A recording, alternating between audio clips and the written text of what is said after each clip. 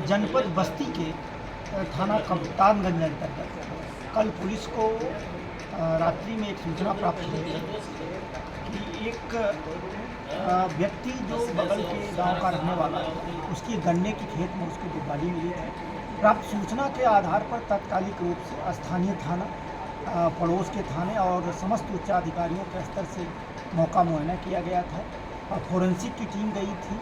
पीड़ित पक्ष द्वारा बातचीत करके उसके जो प्राप्त तहरीर के आधार पर 3 नेम्ड अभियुक्त और अज्ञात के विरुद्ध उचित धाराओं में हत्या का अभियोग पंजीकरण कराया गया था। क्योंकि प्रकरण हत्या से संबंधित था, इसलिए पूरी तत्परता के साथ 24 घंटे के अंतर्गत ही इसमें पूर्ण विवेचना करके साक्ष्य संकलन की कार्रवाई कराई गई, वैधानिक साक्ष्य कलेक्ट किए गए और इसके आधार पर नामित अभियुक्त रमई पाठक उर्फ राम बहादुर पाठक की गिरफ्तारी की गई है। गिरफ्तारी के बाद उनसे जो बातचीत की गई, उनकी निशानदेही के आधार पर मृतक की हत्या करने के उपरांत जिस बांस पे रख करके वो और उसके पुत्र द्वारा ले जा करके वो साक्ष्य नष्ट करने का प्रयास किया गया था, उसकी बरामदगी की गई है। जिस डंडे से उसको मारा गया था और उसकी हत्या कारित की गई थी, उसकी बरामदगी की गई है। जिस रस्सी का यूज किया गया था, उसकी बरामदगी की गई है।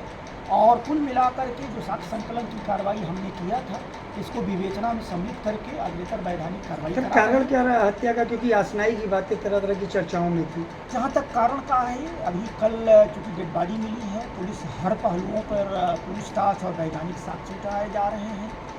जो अभियुक्त द्वारा जो बात इनिशियल स्टेज पे बताई गई है, उसकी हम वैज्ञानिक साक्ष्यों के आधार पर समीक्षा करके परीक्षण करा रहे हैं और मोटिव हमारा है कि जो भी साक्ष्य संकलन हो उसको माननीय न्यायालय के समक्ष प्रस्तुत करके और इसमें कठोरतम सजा माननीय न्यायालय से कराई जाए।